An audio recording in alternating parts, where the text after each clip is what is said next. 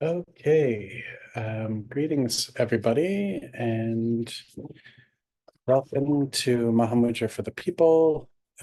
It's a real pleasure to be finally resettled and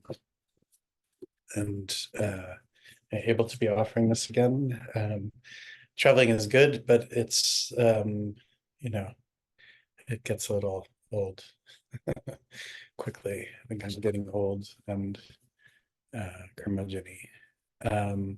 So anyway, it's good to be back, and we will continue on as we have with Bookworm Rinpoche's Opening the Door to Certainty. Um, so we'll settle into this,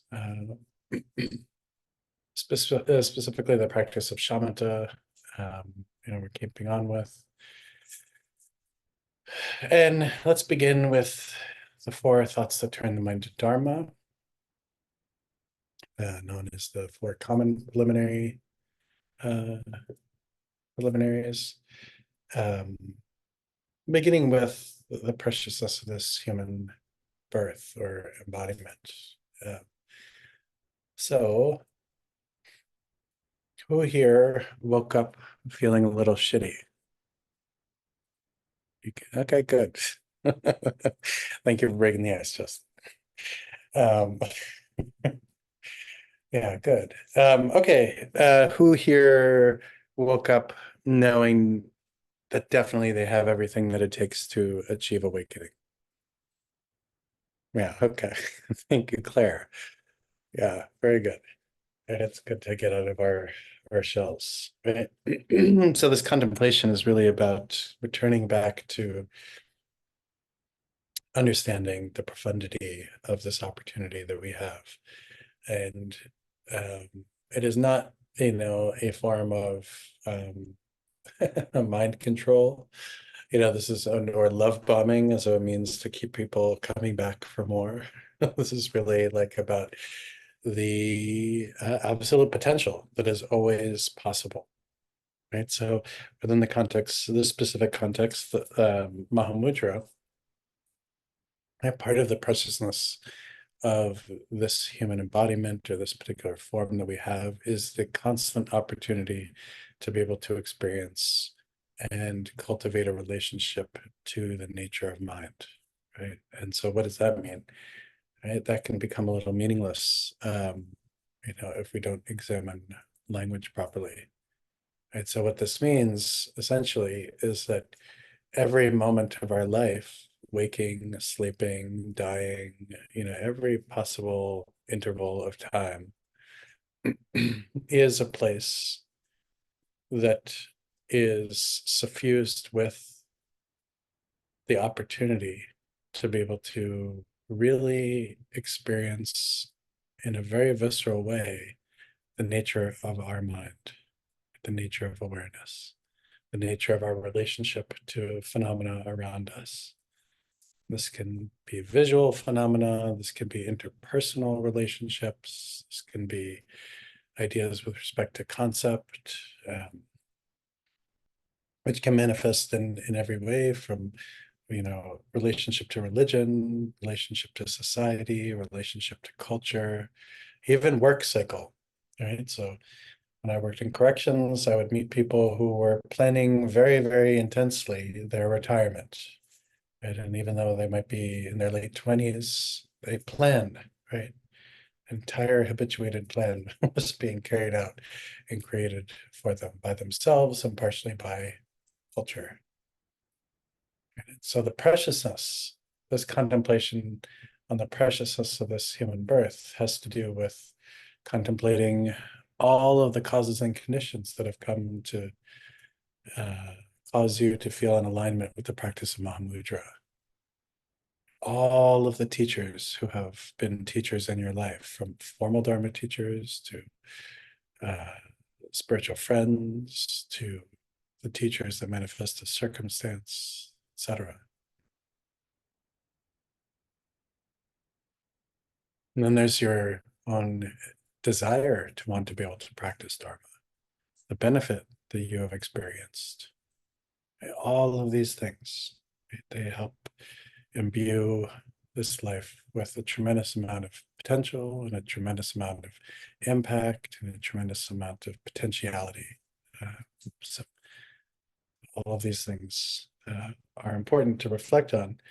And one of the reasons why this is such a precious moment is because it is not going to last forever, right? And this is the contemplation of death and impermanence. Right? No matter how well we're cared for, we could have the best possible healthcare available. We could have the best diet. We could have the best relationship to work where we're not stressed out, good relationship to sleep, all these kinds of things. Even when everything is at its optimum, we are still going to, at some point, fall sick at some point or experience death at some point. Right? And the whole point of this is not to just throw our hands up in despair and, become some kind of nihilist, right? And just say, screw it all. The point is to really remember how limited this moment in time actually is. Right? This is a way of grounding a little bit, a way of also getting a little humble too. Not because we need to be taken down a couple notches, but because sometimes we benefit when we're taken down a couple notches to remember, oh shoot, this body is falling apart. Oh shoot, this precious opportunity of a job where I make good money and I might not have to actually physically engage in a lot of work, right? That is impermanent as well. Let me not waste these opportunities. And all we need to do is look, you can do a quick search of Google for somebody who is immortal, and you will find that it's not really easy to find an immortal person online or in your neighborhood or on your block or in your building or something like this, right? So all we need to do is look around and see, oh, everybody else here is kind of a very similar sentence to the one I have been assigned at birth, which is a death sentence. And let me make the best of this unknowable amount of time that I will be here. And then karma, cause and effect. Right? So sometimes in our practice, we can become very obsessed with making sure that our storehouse of merit is huge, and maybe bigger than our neighbors, or bigger than people from some other sangha. Accumulating merit, accumulating merit, accumulating merit, and all this kind of stuff. Sometimes we do this to keep bad things from happening, right? And there can be a little bit of benefit in this. It's especially beneficial to remember that we are not in control of everything in our lives, because we're not, and that the causes and conditions that have brought us to many kinds of different experiences in life have very often been beyond our control. Right? So some of us may have come to Dharma in a very unexpected way. This is a good example of the specificity of karma.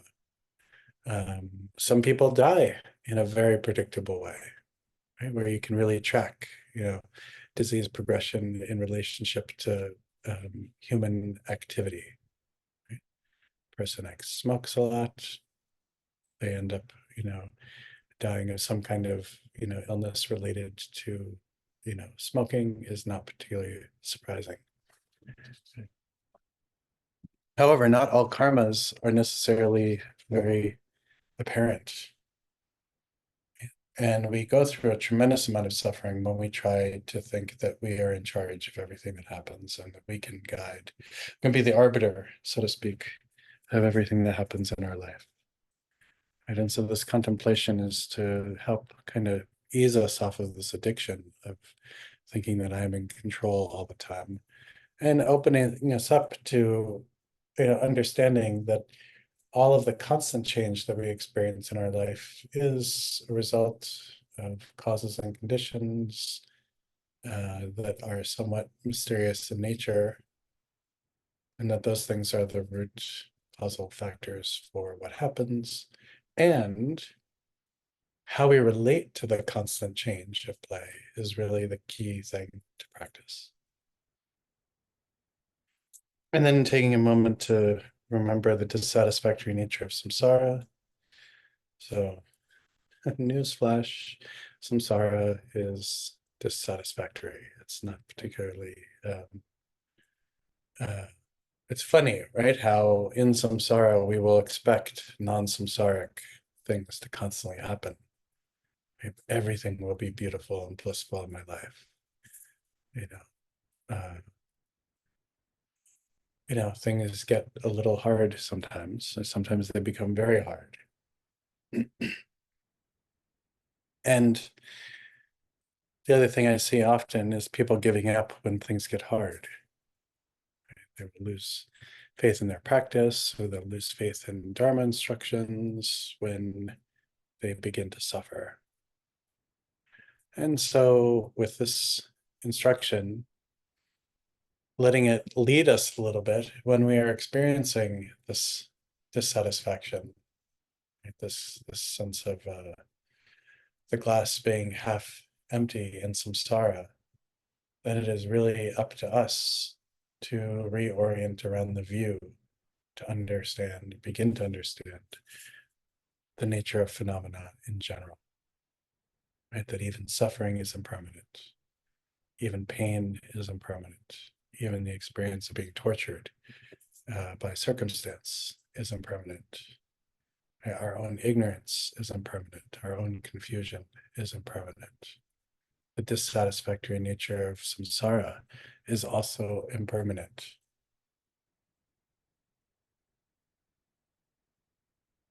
And it pays to be a little realistic. I don't expect from samsara, especially if we're going to relate to it in a samsaric way, nirvana. That's going to, it's just going to lead for disappointment. Right? If we want to experience nirvana, maybe we need to break our broken relationship to samsara and begin to get curious about what that means.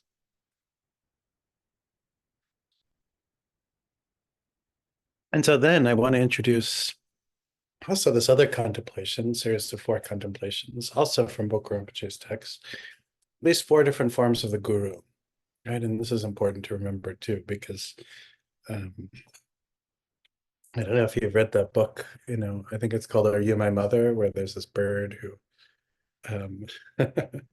doesn't know who its mother is, and so it goes around looking at all these inanimate objects, like asking, "Oh, are you my mother? Are you my mother?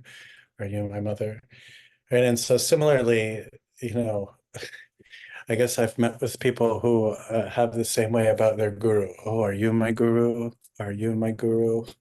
Are you my guru?" To every, to like a coconut, "Are you my guru?" Then to a mala, "Are you my guru?" And then to a wall, "Are you my guru?" And so let's look for the guru. And so the first most obvious kind of form of the guru is the guru in the form of a living teacher who is connected to lineage. Right? And so this one is this is the kind of, classical guru. They've got their checklist and they're running around trying to find the guru. It's got to be like a person or hominid of some kind, generally speaking, perhaps, who is alive and part of a lineage, right? So it could be like, check, good, you got that. And that's the good, right? But it's only one way of relating to the guru. So then there's guru as awakened word. And so this is great because we can take out like flight of the Garuda, right? And then the beauty, the power of these words becomes the guru, right? Or Bokra Rinpoche's text, right? Opening the door to certainty, right? Literally, the expression of Dharma wisdom. Right? And so remembering that every time you read a word, right? And have direct experience as a result of this, right? There is this moment of entering into a relationship with the guru as awakened word, right? And that is actually a valid experience, right? So a lot of people will say, don't read books, and they're not doing it to reinforce their cult, keep people coming back. It's really, a little bit about, don't trade the intellectual experience for the actual, lived experience. However, at a certain point, once one has demonstrated a little bit of maturity in their own practice, then these kinds of direct pointing out instructions can be found in many texts, right? And we don't even necessarily need to go so far as to say only Dharma texts, right? You can read poetry, right? Walt Whitman can point out the nature of your mind, or uh, anybody. Um, nature documentaries can point out the nature of your mind. I don't do this for Gyaltsen Rinpoche these days because technology has changed, but back before there was, such good access to internet in Asia, I would often bring him DVDs of, like the Blue Planet, like big series of documentaries, right? And one of his favorite thing to do is watch these and just watch nature, right? And find the Dharma in that, right? So there's Dharma everywhere with the awakened word. And then there's the guru's symbolic appearance, right? And so this is a more, apt experience of that, right? So listening to Richard Attenborough narrate, these wildebeests running and then a lion coming, right? And the lion taking one of the wildebeests down. And, now all of a sudden you're having a direct pointing out about the six realms, right? Specifically the animal realm.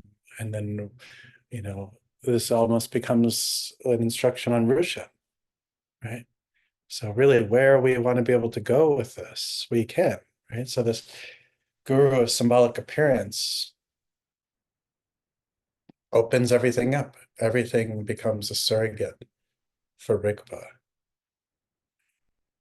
So in this political season, everybody's talking about, surrogates, who's going to be Governor Hochul in New York is Biden's surrogate while he campaigns. But what about the surrogate for Dharmakaya in our lives, right? And really easing up and letting go of appearance needing to have this, one particular kind of nature, when all of appearance can be a demonstration of liberation, right? This is a really profound way of relating to the guru. Right? And it changes everything, right? Because it's non-personal in nature, in personal nature. And then there's the ultimate nature, the way the guru shows up in its ultimate nature, which is the nature of your own mind. And then this becomes important too. Our human, I don't know, our humanness, maybe it is the thing that keeps creating gravity where there is no gravity, right? Everything is an expression of natural liberation, right? And yet somehow, for some reason, we make specific gravities around particular people only, right? So yes, this kind of nature of awakened mind is, our gurus are a manifestation of that, but so is absolutely everything. The subway is, water we drink is, when we're tired and we get into bed, right? That's the guru, right? When we awaken refreshed, that's the guru. We take a bath, that's the guru. Go for a meandering walk is the guru. Sitting outside, right, is the guru. Sitting inside is the guru. It's a different kind of, like Dr. Seuss kind of thing, right? Dr. Seuss Dharma. And then when we're really practicing with all of this, every thought that arises is an expression of impermanence. Every day that passes and we're closer to death is a pointing out instruction. And how do you know that you could trust this? I get this sometimes. People who are like, I don't know if I can trust this. So, the only way I know how to be able to kind of do this is to really kind of feel into how you have shifted in that moment. Right? If your experience of mind in the moment is supple, dynamic, clear, fresh, and connected, that's a good thing. Um, and it's important also for us to kind of remember how much we might hold on to gurus and, form, religious form in particular, out of fear. This is worth just remembering. And it's normal to get insecure and feel fear. Children often feel it when there's a new experience, or some kind of different kind of experience.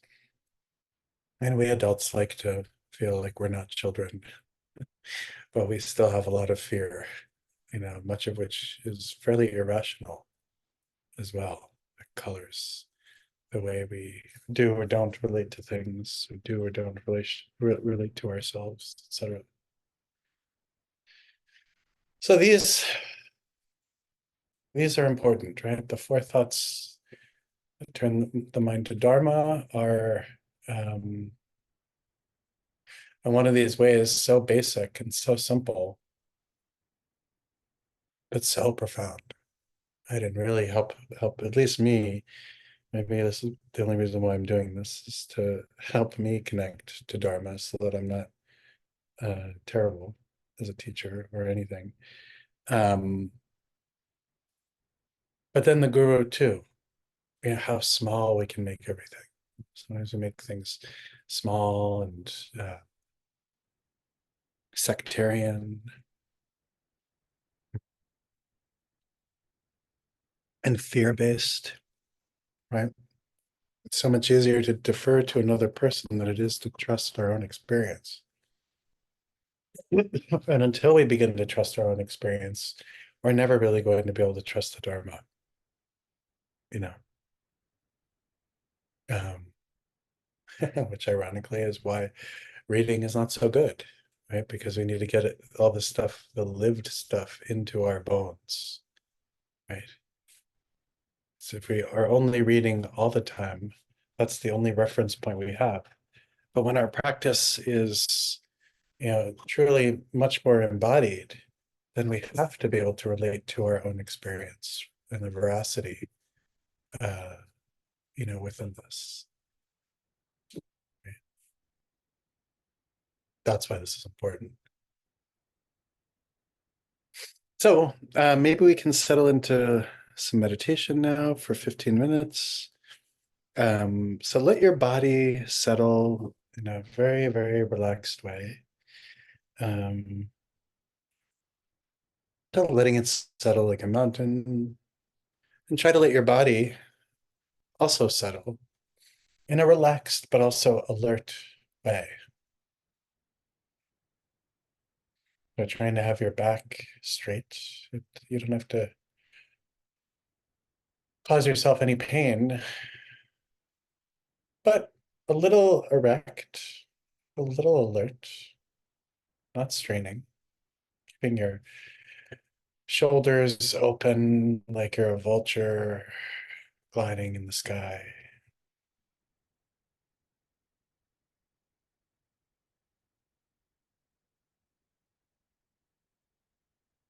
And keep your chin down just a little bit so your neck is slightly hooked. Again, keep your gaze down or directly in front in a soft way. Hands on your knees or meditation mudra. If it feels good, your legs crossed. You don't have to worry too much about perfect Vajra posture, Vajrasana.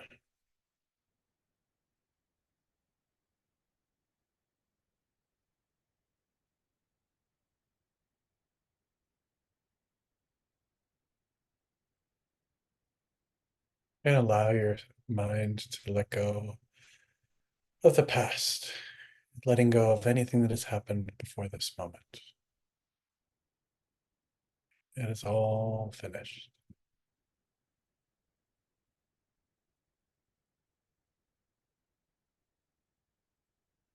And let go of entertaining the future. Nothing has happened yet, other than that which is.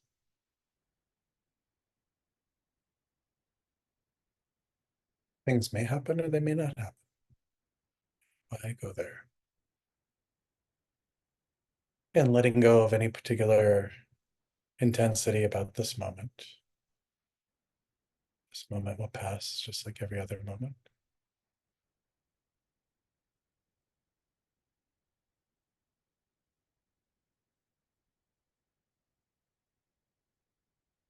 Letting go of thinking, letting go of trying to figure anything out.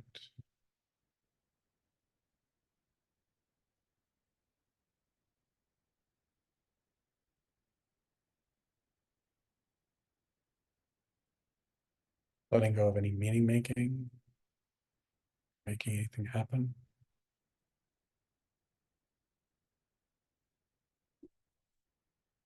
Just resting. Resting with the nature of this experience.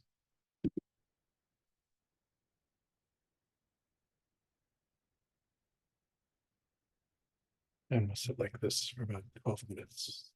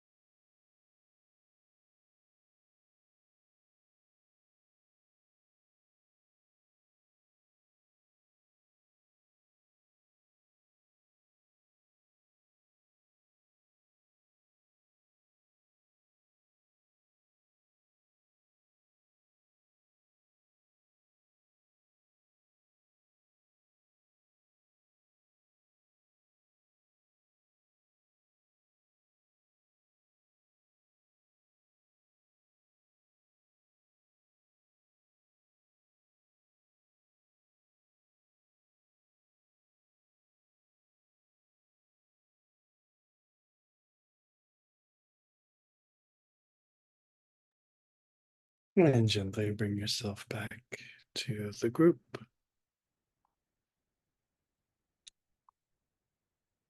So, towards the end of the last session, we addressed a little bit stabilizing the anchored mind. So, the practice of shamatha, in a sense, is really this practice of anchoring the mind. The term anchor, I think, is good. The only problem with an anchor sometimes is when anchoring feels very forced. Right? So what we're really trying to do, if we're trying to do anything, is to be able to rest into the direct, open experience of what is happening and being present in a wakeful way. And this facilitates this experience of quiescence or stability that's not a forced, anchoring, right? It's not like tying a dog to uh, a post. Right? We're actually letting the mind anchor or settle in a natural way. And so why is this important to address? It's important to address because, it's almost as if there's a reactivity that can arise sometimes in forcing the mind to be still, right?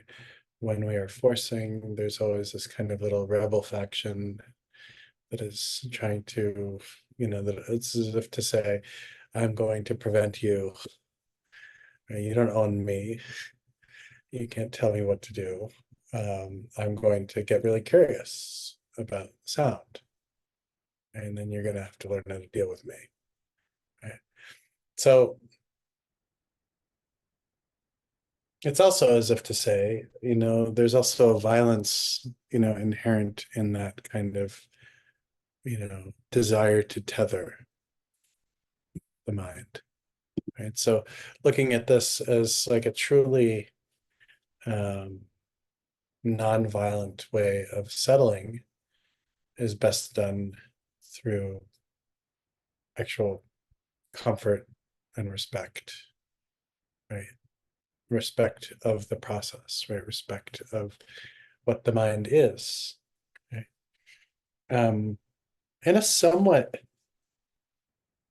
related way, I don't want to like fly too off topic, but I was talking with somebody earlier this morning about the four thoughts that turn the mind to Dharma, and specifically, and yeah,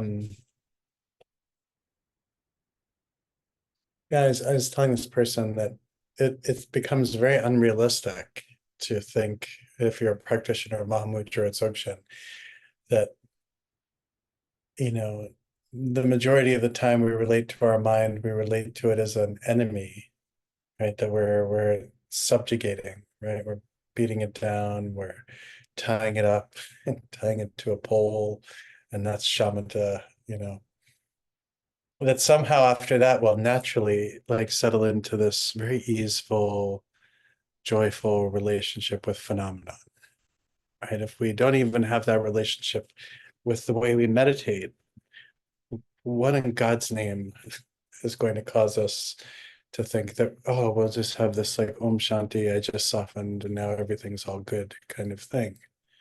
Right. So I'm bringing this up just to kind of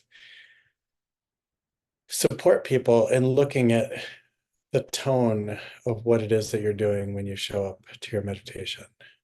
Right? Are you showing up in an aggressive way towards yourself, in a violent way towards yourself, in a suppressive way towards yourself, in a suppressive way towards phenomena around you that just happen to be there, a bunch of colors and textures that are just there, and we're quick to say, oh, you shouldn't be that way, what are you doing? Why are you discordant? Why are you causing my suffering? Right. So this is a little important. I don't think, eventually everybody needs to learn how to be able to love themselves and touch into self-compassion. And the practice of shamatha has a lot of self-compassion built into it if we can actually let ourselves go there.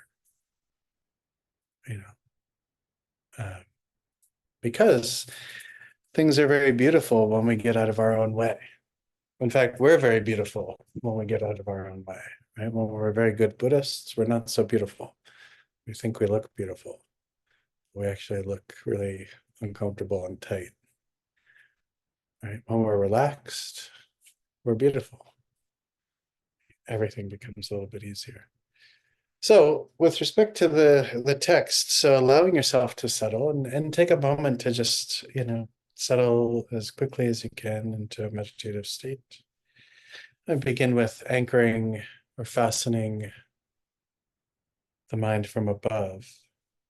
Right? This is a stabilizing the anchored mind. Imagining that in your heart is a four-petaled lotus that has a white tigle or a white sphere of light the size of a pea.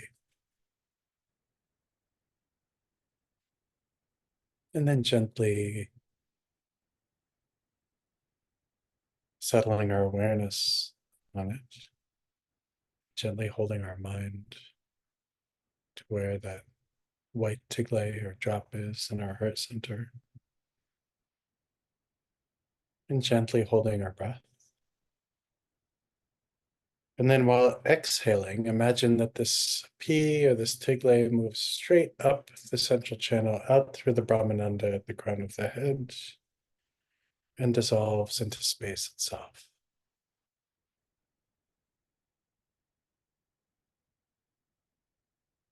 And then imagining that this dissolution into space itself is the nature of our mind, can begin to fix your gaze into space in an upward fashion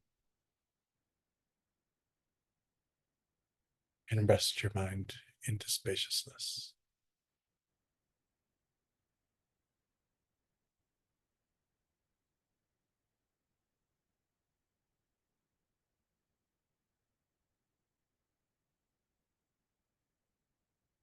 And if you can, in this moment, to generate a little bit of enthusiasm, especially enthusiasm around the nature of awareness itself. And from here, settle into the meditative experience.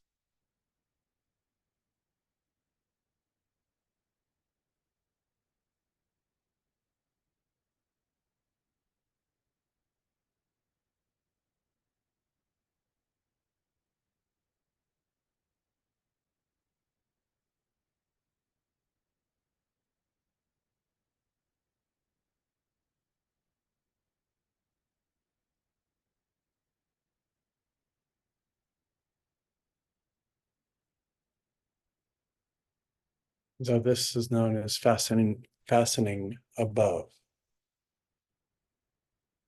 And this is a way of anchoring the mind.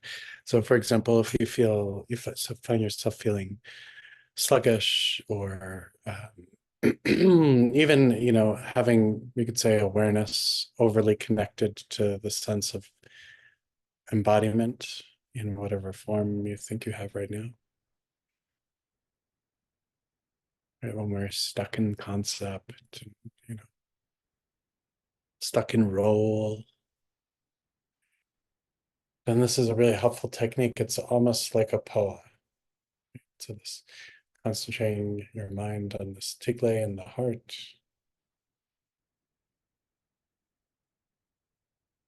Imagining this tigle going up, dissolving into space, which is the nature of your mind anyway.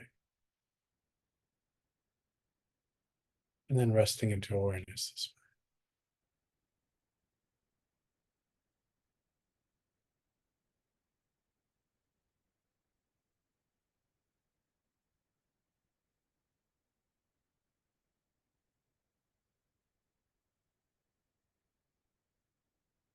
So there's this technique.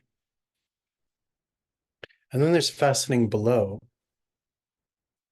So this way, it's imagining in the center of a upside down black 4-petaled lotus in the heart is a black sphere the size of a pea. Imagining that this, focusing your awareness on this pea. So this is a little bit the polar opposite. The first one had this little 4-petaled lotus. It was white, petals upward a little bit. This one is down, black. Just focusing on this black bindu of the heart. And imagining that as if there is a spider's thread, letting this descend slowly, this black sphere. Imagining that it exits through your secret place with a sense of heaviness, moves down several miles into the earth itself.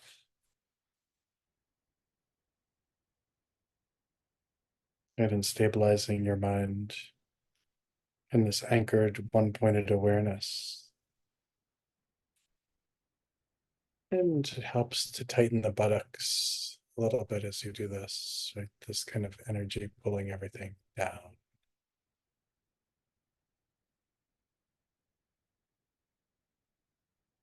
And anchoring the mind this way.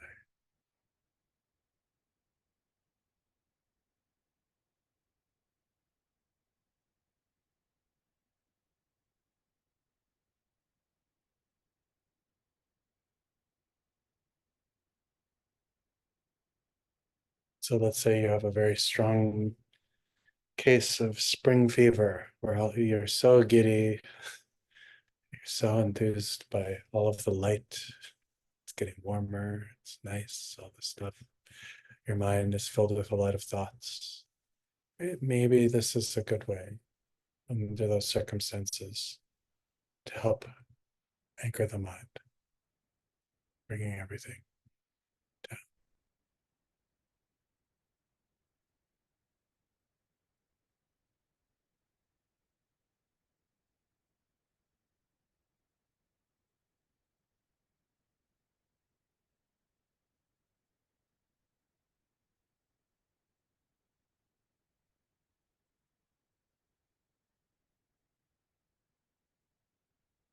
And then there's the alternating practice. And then in the text it says, in good measure, if the mind is too high, you draw it downward. If it's too low, you draw it upward. Continuously, like a flowing river, we practice the yoga of alternating these two visualizations.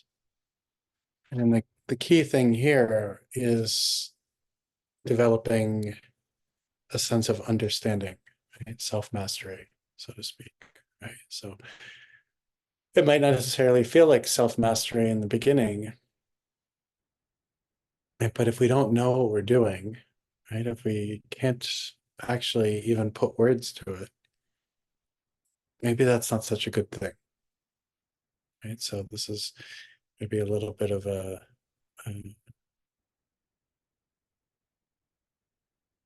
request that everybody develop a little bit of literacy with respect to your meditation experience.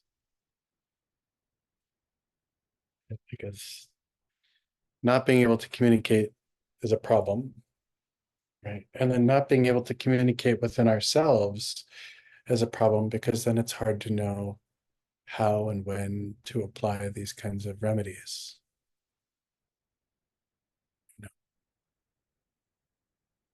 So, for example, for the person who is feeling, particularly jaded and cynical, right? It's good to notice, oh, I'm feeling jaded and cynical today, right?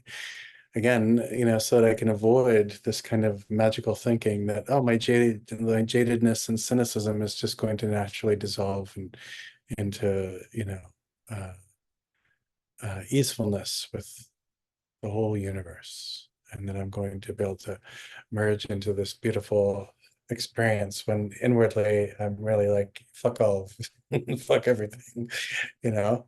And so there's a little bit of ownership, we need to kind of take for what it is that we sometimes hide away, you know, what we've moved to the back of the church or the back of the Dharma center, or try and hide. Um, and we don't need to get beat up about, all the weird things we do, all of our shenanigans. It's really about, recognizing and adjusting, recognizing and adjusting, right? Sometimes we need to pull everything up. Sometimes we need to let everything go, pull everything down.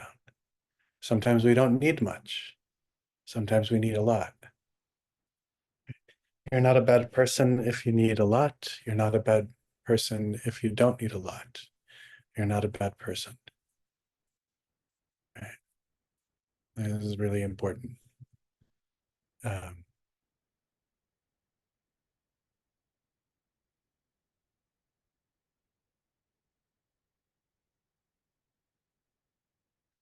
so, so this is important because the next thing that's also really important is understanding all of the ways that we stabilize the mind and how the mind stabilizes.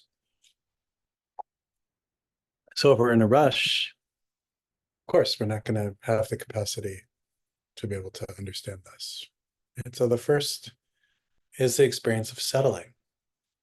And so feeling into that experience of settling and getting to know that.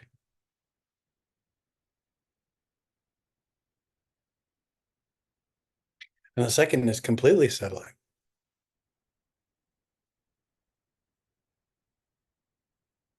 And then certainly settling, being certain about it. And then thoroughly settling.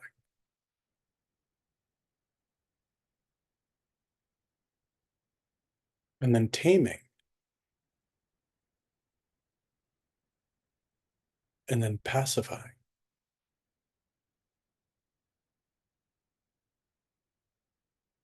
And then thoroughly pacifying.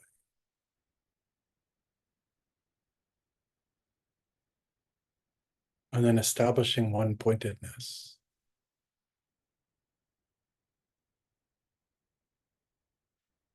And then resting evenly.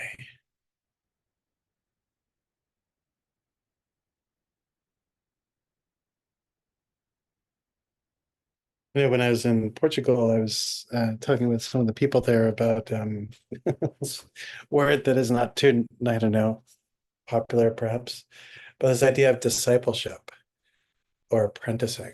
And like, I like these words because actually the one thing that they really show or reflect a lot of is work, right? Like to be an apprentice. Like I've never, it's like I used to be a contractor, and so I used to work with people in different building trades, and I'd meet the apprentice plumber and then the master plumber for whom they work, or the apprentice electrician and then the master electrician for whom they work.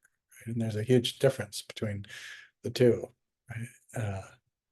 Not only in how people carry themselves even, but then how they relate to the work, the skill, which is demonstrated, and then the understanding of their location of their craft in the entirety of a building project. And if being an apprentice requires training and doing a lot of ordinary things over and over again. And yeah, to the point of it being boring, to the point of mastery. Right? And it's really similar with this.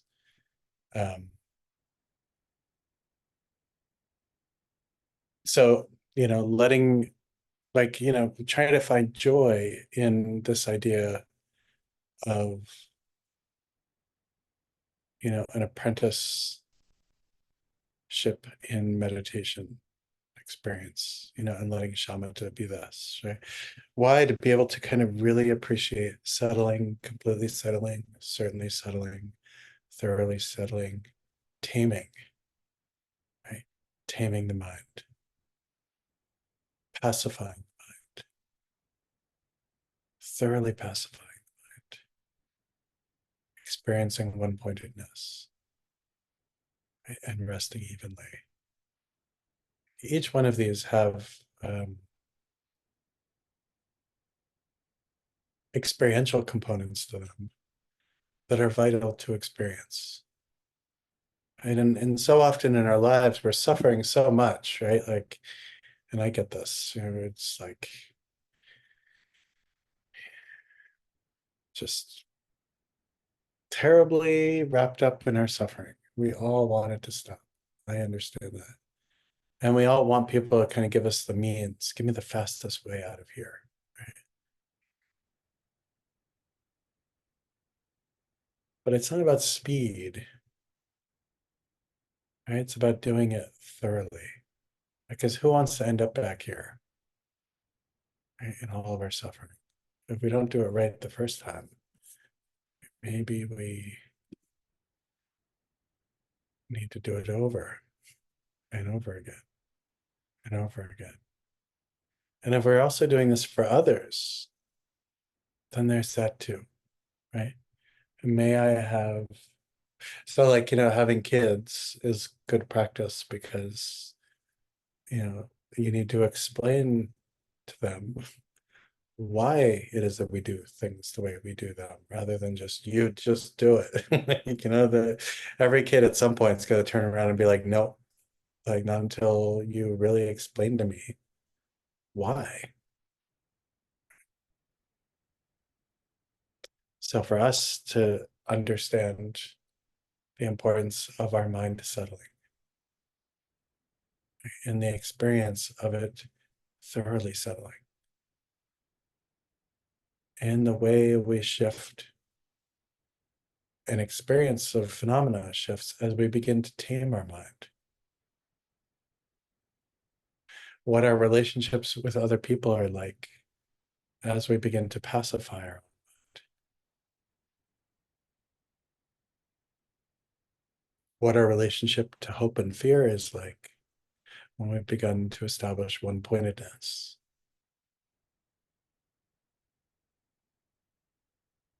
And what our relationship to anxiety and stress is like when we've established resting evenly.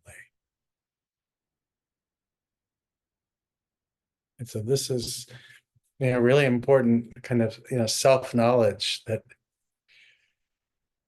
we'll sometimes want to skip past, but we end up skipping past all of this kind of, emotional gold that allows us to connect with others and help others to connect with themselves. This is why my root teacher always used to say, people who come to Dharma because they're suffering sometimes end up being the best Dharma teachers because they have this way of explaining things that is very understandable. Why? Because we're all suffering.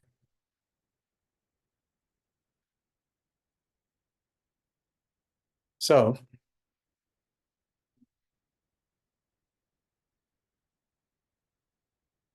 Book Rinpoche says, these skillful means or these different kinds of settling are explained as follows.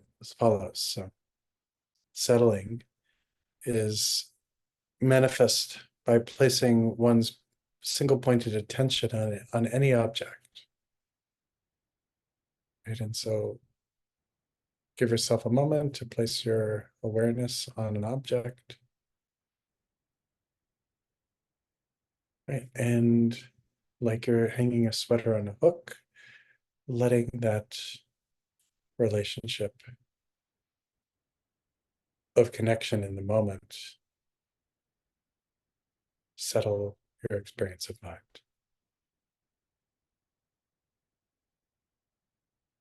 So certainly settling occurs such a way that if thoughts occur, they're identified immediately by awareness. followed by resting evenly.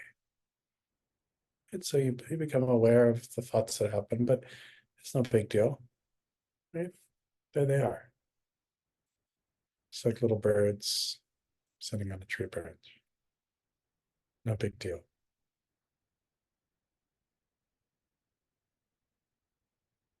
The early settling is that in addition to having previously settled, the stabilized mind is clarified, right? So it feels very clear and fresh and awake, and then resting evenly in that. So it's more than just the thoughts. There is this palpable sense of clarity, a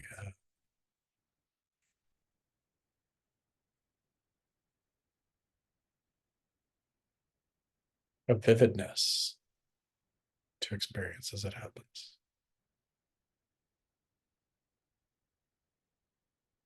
And then taming occurs by remembering perfectly the qualities of the stabilized mind, generating joy, right?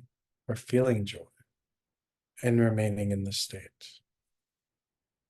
And so there's an enthusiasm in this, an openness, and a joyfulness.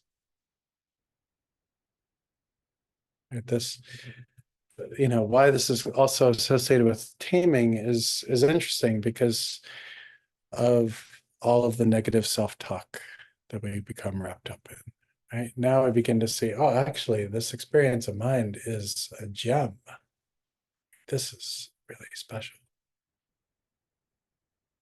This is, as they say, right, a wish-fulfilling jewel. Right, a jewel that grants all wishes.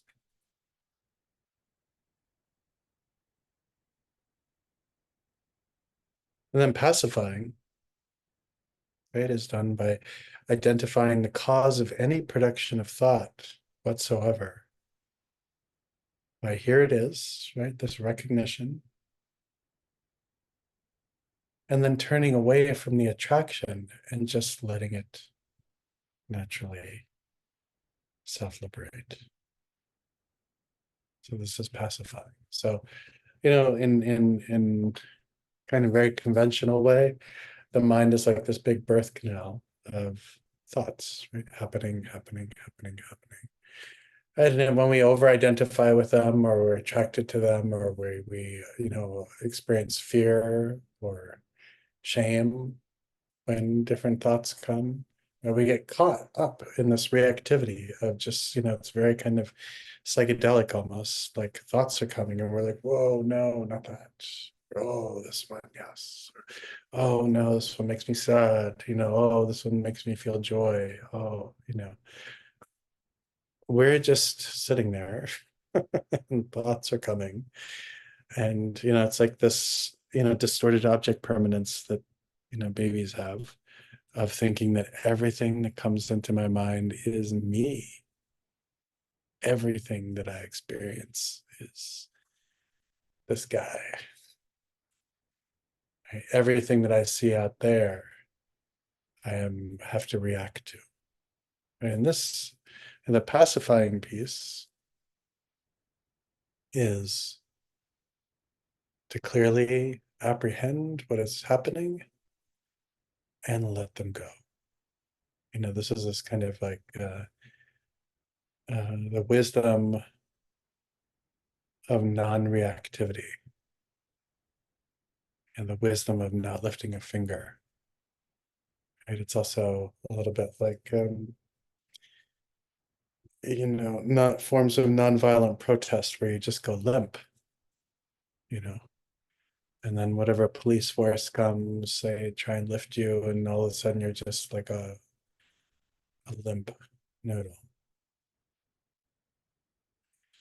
We are constantly policing Dharma spaces, but we are also constantly policing our own mind. Right? We police we are the worst judges, right, when it comes to throwing up every kind of label about self or other based on thoughts that come. Right? So this pacifying is a form of wisdom, right? The wisdom to know I've seen all this before. Right? I know this process. It's not reliable, or at least it's not reliable in the way that you think it is. Feels authentic. Nothing will get me more mad than the things that make me mad. Right? And nothing is more inconvenient than wanting to be mad and then realizing that it's just a waste of time.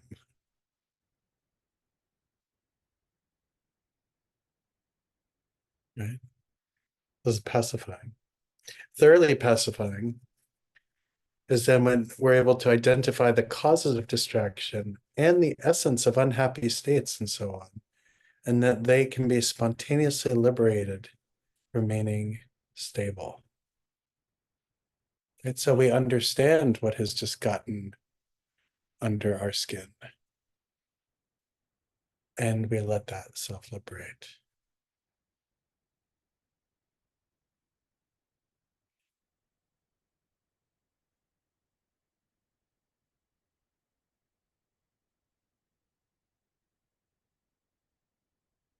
So this is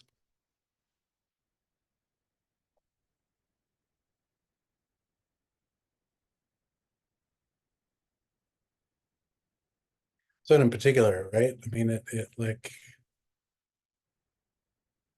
it pushes us, right? If we really want to thoroughly pacify our mind, we have to be pushed past our preferences and be, fully, or at least fairly comfortable with the thought that this whole thing doesn't revolve around me.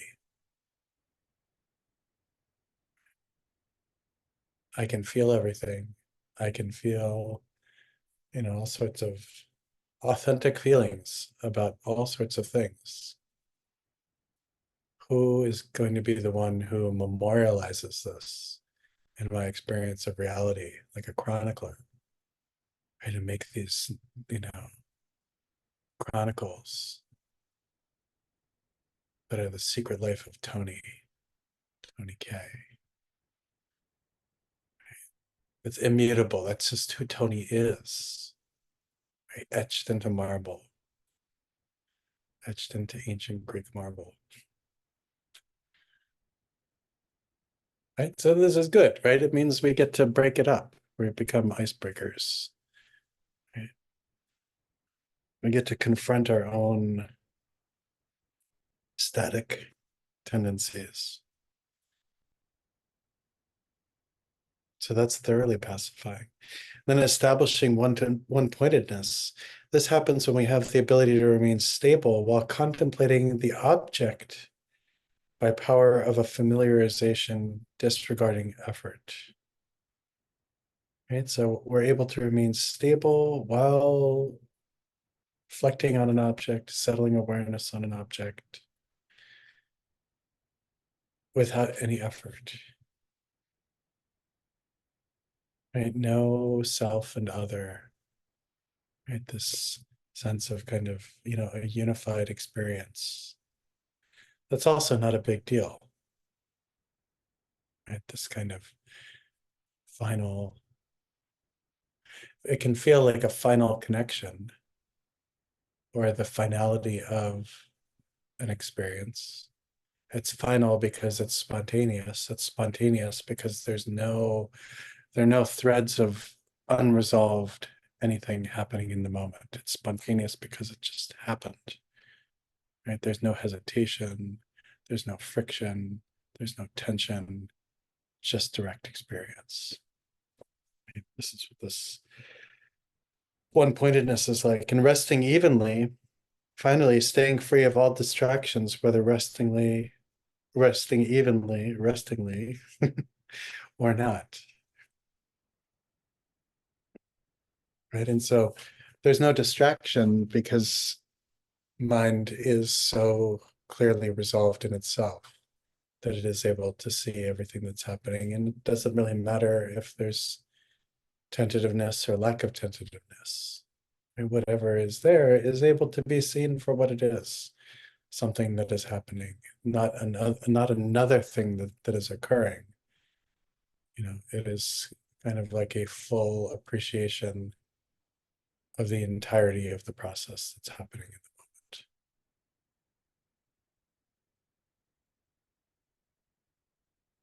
moment. And when we begin to feel into these, we can also feel how there's this graded or gradation of impact that these experiences have as well, going from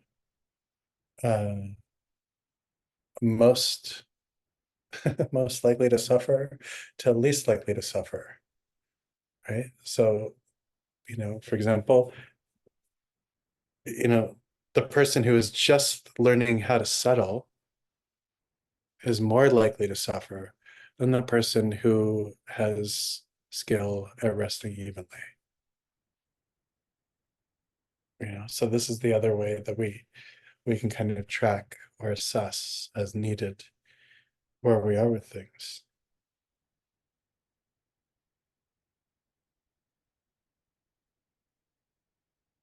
And so then there's enhancing the stability, which Fulcrum describes this way. It's like we direct the awareness or direct awareness to forms which appear as visual objects, then sounds, and so on, using them successively as supports for awareness.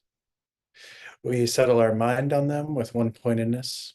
In the same way, whatever thoughts arise, we do not look at them as defaults or defects, but instantly we settle our mind on them. To remove tension and sloth, and most particularly to dispel the obstacles and enhance the practice, the best way is to pray to the Guru or Lama through devotion, blend our mind with the Lama's mind into one, and then rest. Right? And so this enhancing stability is really quite similar actually to even the Uttanita Gati Yoga, using the 5 sense gates, right, as the means by which we are experiencing all of phenomena. And one just continues this work of settling, completely settling, certainly settling, thoroughly settling, with every single experience that arises. Visual phenomena, auditory phenomena. And it opens up this arena of, for example, like, domesticity becomes this incredibly powerful place to practice.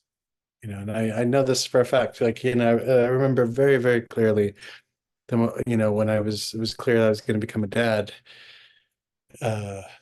all sorts of people, this was in Bodh Gaya, all sorts of people at the time were like, oh, it's your whole practice life is over, and like, I will push back against anybody who says that 100%, because those people don't understand, the constancy of the nature of experience, of phenomena, right? Like, I could have shaved my head, right, and asked for, been a jerk, right, and been like, no, I'm not going to participate in this.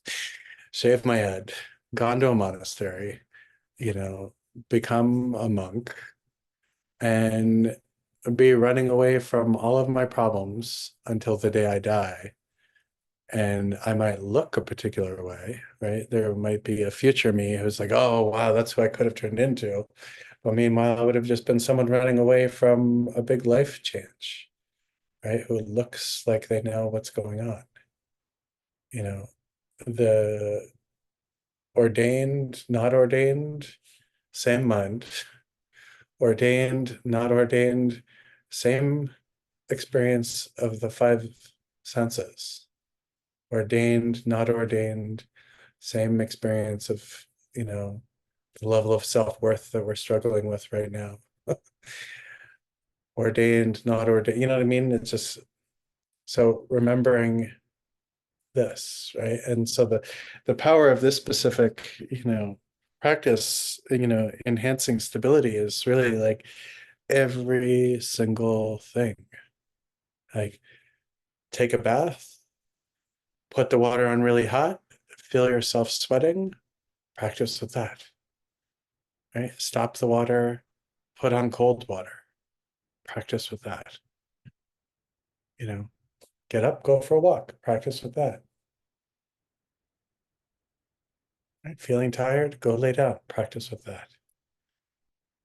Go cook, practice with that. Eat, practice with that. Get into an argument, practice with that. Make up, practice with that. Excellent. Put your foot in your mouth, practice with that. Police dharma spaces, practice with that. Like everything. Wherever we need to, chase virtue, practice with that. Experiment with non-virtue, practice with that.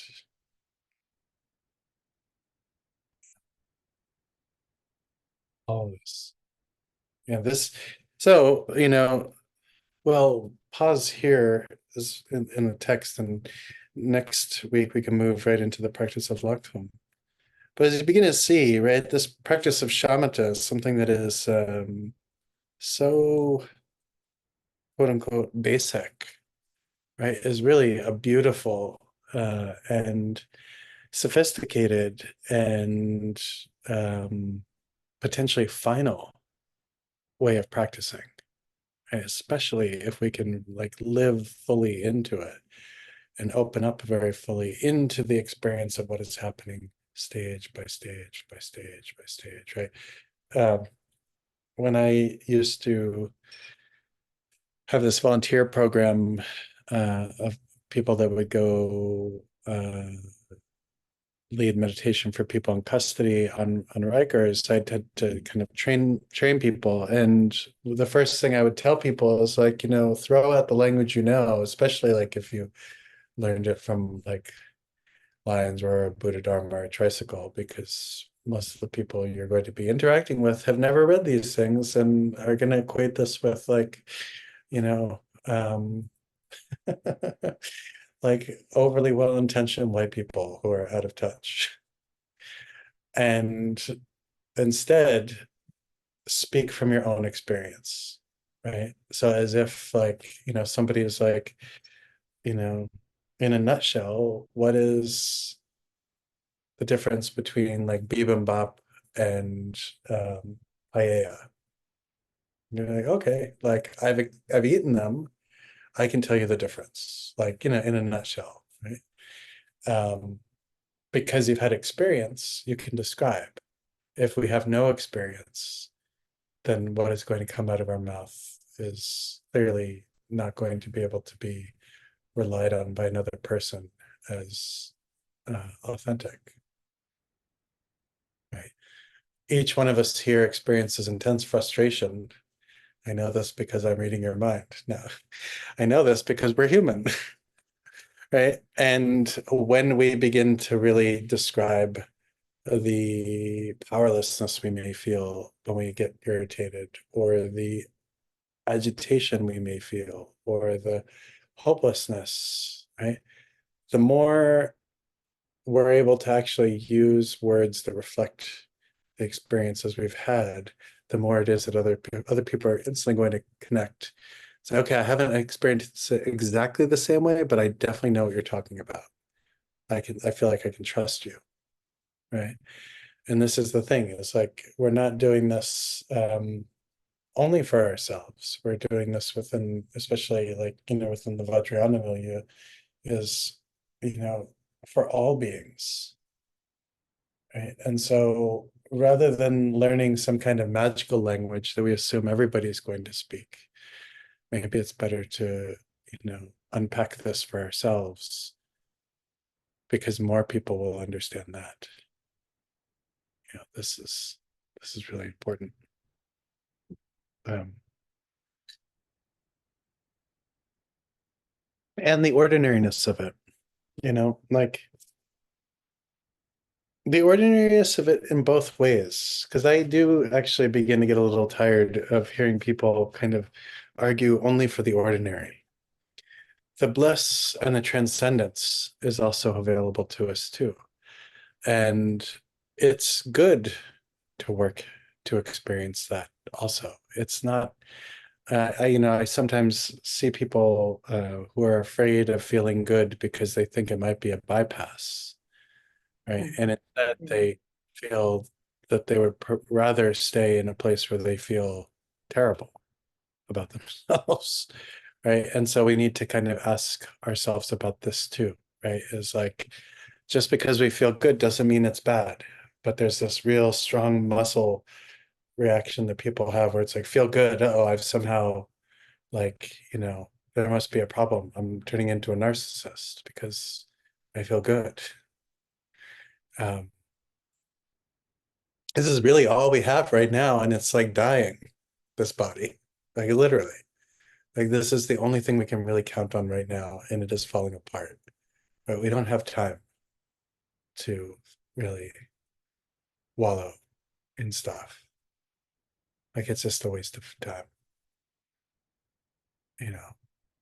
Um, so opening up to the good and then opening up to the ordinary.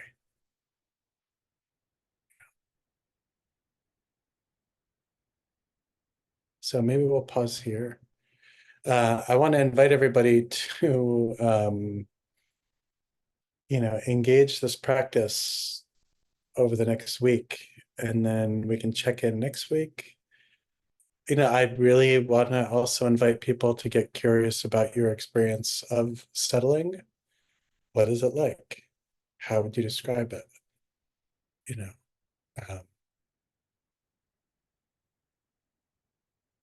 I'm writing this paper for the Sowa Rigpa journal on death and experiences I've had watching people in the lead up to physical death in tracking the elements and the way that they dissolve into one another. And I found myself, I was like writing it on, some of it on the plane back. And, I wrote this line that after, I was interested in why I wrote it, but at the point of the line was like, this is not a hard thing to develop capacity around, like becoming attuned to watching the way the elements dissolve for other people as they move close to physical death. I'm not particularly like gifted or smart without any of these things, and I was able to track these things. We like it's. I bring this up because like we have to be able to like open up to all of the things that we are capable of doing, which include being very, very subtle, right? And listening to the subtle wisdom that comes up. And as people who are interested in meditation, this also has to be really important too, like a commitment to really listening deeply to the process that happens. So over this week, get curious about this process, right? And feel into how your mind is settling, right? And feel into how it settles and becomes clear at the same time. Feel into the way you relate to awareness. Feel into, and maybe like, if folks want to, like assess where you are in that process of these different ways of settling.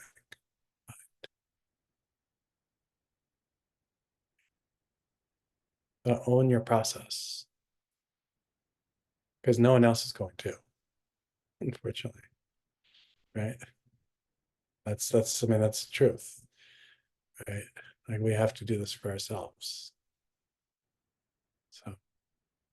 So with this, we'll pause here. May practice of shamatha arise like a cool breeze and instantly soothe every impetuous yogini and yogi who's full of themselves and feeling cold-hearted to themselves, lost, and jaded, overeducated. May the practice of shamatha caress these prideful beings, fill their hearts with love, and open them up to the joy of absolutely every experience that arises as it does. May that inspire them to master the practice of Mahamudra, and having mastered this, may all beings arise as Buddhas and lead everyone to awakening. Take care of yourselves, everybody. Be well. See you soon.